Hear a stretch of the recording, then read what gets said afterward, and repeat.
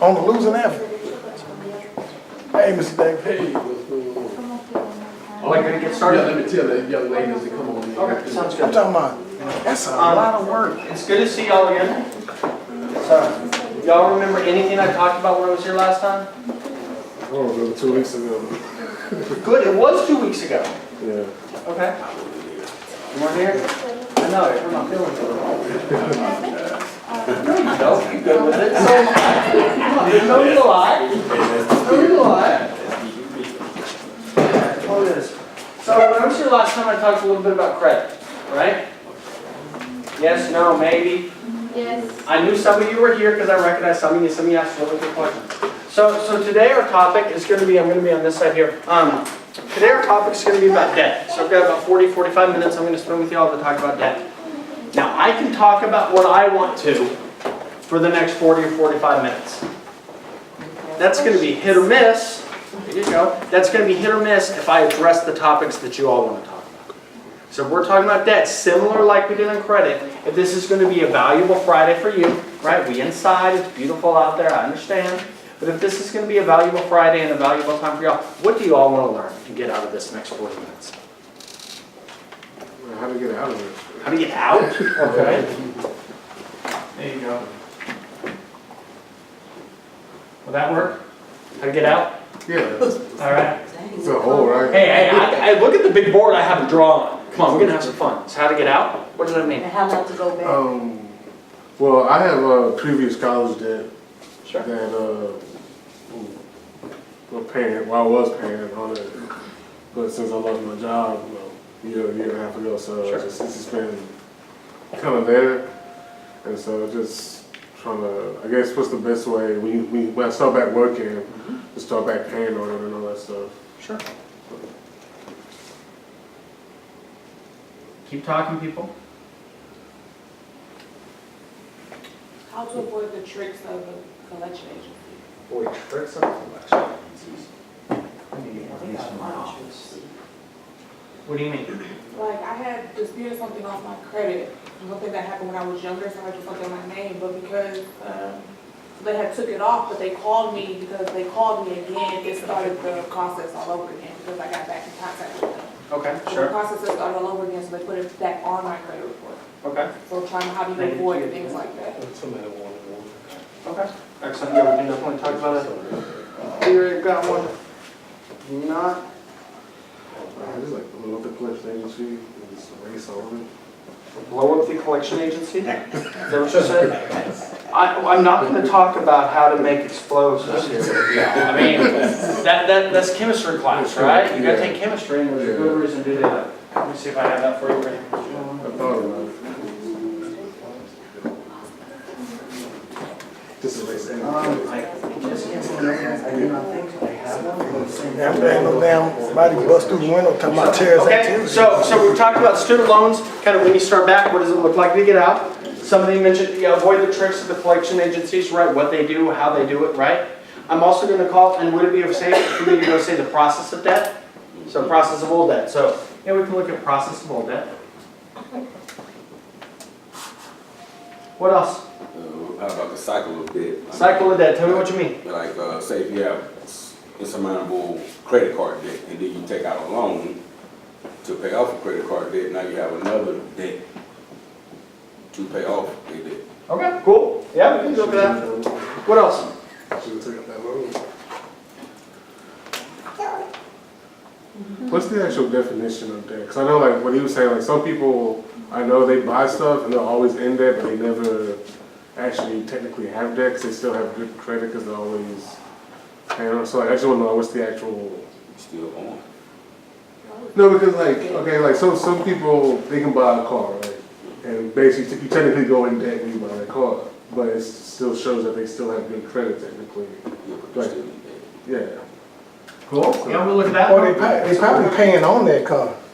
They steadily paying on it? So I think that's kind of what he's going to do. So Yeah. you do what is debt, Yeah, because what like, is there, how do you use like, it? so like if someone's is paying on it, like why do they still have it, but then it doesn't really show it as that? I don't know how to explain it. This is, We'll talk around it and we'll see if we get there, and I'll ask you at the end, did we get close, and you can say yeah or no. Well, I know one time I was paying on the car. Credit, and I was paying and paying, and my credit was still the same, and it was still good. Sure. Because I paid. Sure. But when it got, when it got stolen, I didn't pay on it. For some reason, I didn't feel like paying for it until the insurance did it. And then all of a sudden, my credit rating went down. Sure, because the bank was saying, you had a loan for us for the car. What happens to the car doesn't mean anything with the loan. Yeah. Yep, sure. And I didn't pay for it at all for like 3 months. And I looked up. And then you like got a 7 3-month something to like- delinquency. Went from 7 something to like 4 something. Yep, sure. And that was quick. It can't, right? Is deferment detrimental to my credit? Is deferment detrimental to credit? Yeah, when they stole my car, I said, fuck paying. It took the Ferrari, bro. Is there anything else that is really pressing or anything on your mind? Because I think we have enough content there to get through the next 40 minutes. Anything else? Cool. So let's start having a conversation. And I do want to start with what is debt. So, we'll start by asking this question. Is debt good or bad? Bad. Oh, I'm gonna say bad. no, it's both people, good or bad. Good, bad? I was gonna have debt for life. That is good. That's good. Good debt. Good debt, bad debt? Yeah. I'm just gonna say bad. I don't want to blame people. I love the question. It's like saying, is a cell phone a necessity or a want? When talking about it, everyone go back and forth, and I can argue either side of it, right? It's good that they have an actual real answer. We'll have fun with that. So when it comes to debt, right, legal definition of debt is I owe somebody money. Pretty simple, right? So we stay pretty easy. So if I buy a car and I'm making payments on the car, I have a debt. Right? The fact that I have a car means I also have a what? Transportation. Transportation, what else? Means you go back and forth to work. Security, I can get back and forth to work. I have an asset, right? In theory, I can sell that car when I'm finished with it. Yeah. Probably not for as much as what I paid for it. So it's like an So, investment. so when you look at it, so right, so there's debt there. What other kind of debts are there? Mortgage. Mortgage, sure. So I take out a mortgage. Is it a debt? Correct. Sure it is. I owe the bank money, right, for the home.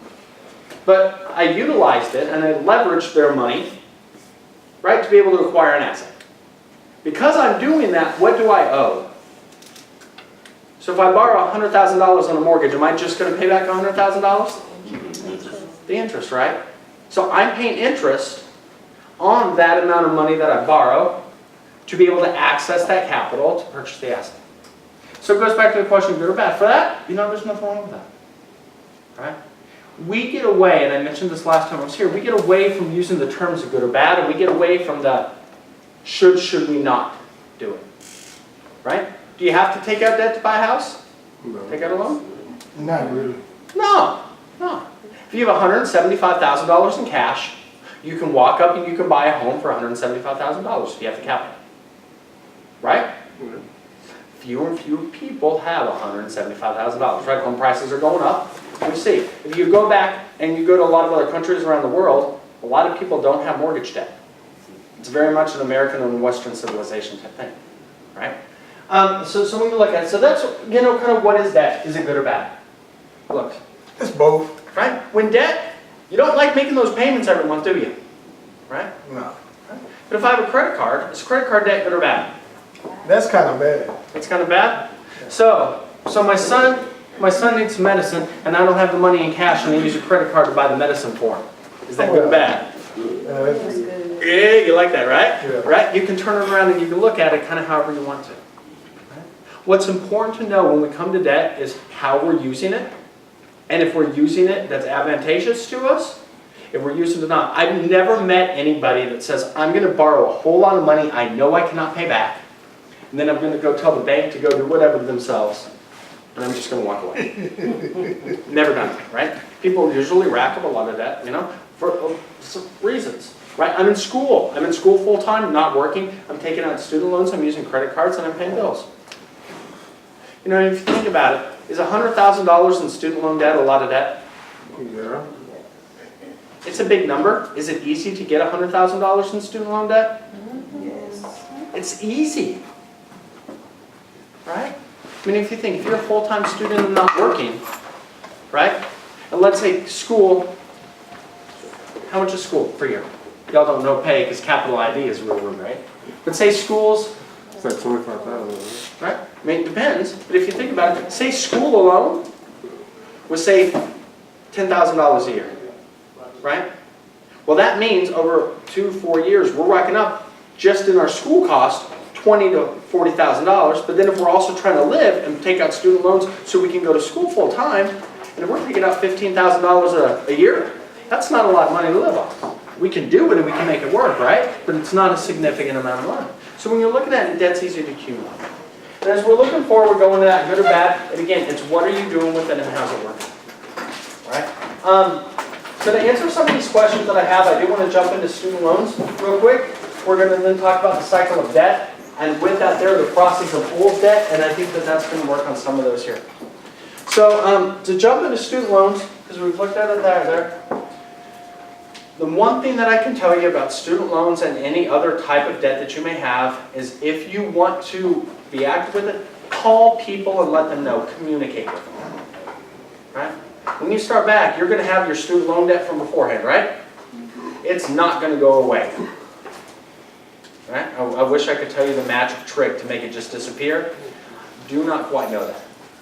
But at the same time, when you come back, so the best way to make payments is contact people.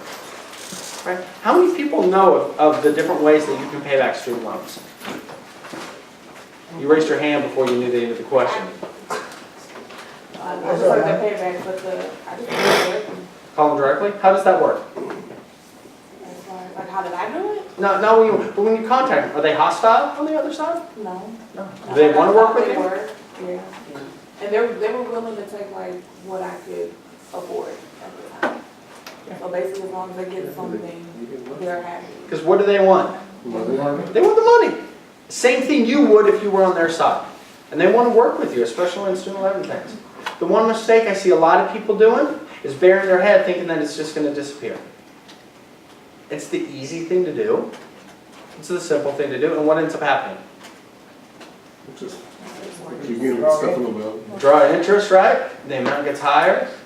It comes back. All of a sudden, your tax returns, what happens to those? They get kind of ugly. They get kind of ugly, right? What's that word? Garnish. Garnish. They start taking your tax returns, right? And they can do things there. So when you're doing that, the biggest thing I can do is, call them up and tell them. There's a lot of really great programs, right, out there. They'll come in and say, this is what you owe on a standard repayment plan. There's a lot of programs out there. There's one called the income-based repayment plan. Your payments are dependent upon your income and household size, not dependent about the amount of student loans that you owe. Right? So I know a few people, they've got $60,000, $70,000 in student loans. They're working a job, making not a whole lot of money. They're making payments of $45 a month. And it's counting in good effort. It's not going delinquent on the credit report in good standings. Now, they're not paying them off real fast, right? But in some of the programs, if you make on-time payments, for example, for this program here, 120 on-time payments, they forgive the rest of the debt, regardless how much it is. But what's the key word? 120 what? On-time payments. So there's some programs and things out there. Well, you said like when you start paying, it shows that it's good effort. So I was in debt with the student loans, so it showed that credit. I got it up to good standing. Excellent. And I'm working on it currently. But when I pull up my report, they're still showing that it's bad. It's derogatory. That's the word they use. Sure. So did everyone understand what she said? So cool. Is it okay if I repeat what you just said? Excellent. So she said she had student loans and went into default. Was my guess. Then she caught it back up and is making payments now, but on the credit report it's still showing it's delinquent. That's active, right? Anytime an account goes more than 30 days late on the credit report in debt, it's going to show that it had a negative late payment on it. That's all that it's saying. Now it's showing too that you're current and it's showing that you're making payments now. That's true there with student loans. What deferment is, right? Deferment is saying on a student loan that I'm not making payments now because I'm in school. The interest on that loan is continuing to accrue. So if you look at it, your amount 2 years from now, if you're in school the whole time, is going to be different and higher than the amount now, but you will not have late payments for not making any payments. There won't be any additional fees or anything tacked on, and the credit will be good, right? Because you're purposefully doing something with it and you're communicating about what that looks like. Does that make sense? Yes, sir. Excellent. So I mean, so when you're looking at student loans, that's going to look like, right? And I can tell you something else. Anytime that you do have a debt payment and you cannot make it, communicate with them. You're not going to make it one way or the other. There's a lot of great programs out there, especially with cars, that they'll allow you to defer payments for a couple months if you call, right? You call and you say, hey, here's the situation. I cannot make my payment this month. They say, you know what, that's okay. They'll only let you do it a few times, but they'll let you take that payment and put it on the end. Interest continues to accrue, right? So we have that there, but you're not late. It's not detrimental to credit, right? That's not going away. It's kind of what some of those things are. Right? And that's so part of this, and the process of all of that, and I want to jump into that because I think that there's some really cool things to know. So in the state of Texas, what can somebody do to you if you do not pay the debt? Sue you. Sure they can. State of Texas, it's very easy to sue people. Costs about $110, $120 in the courthouse. Bring in some real little paperwork and you can file a judgment against anyone. That's public record. If you guys want to see who's being sued today, you can go online and they will list everybody who's being sued today. Right? So there's that. At the same time, what else can they do to you here in the state of Texas?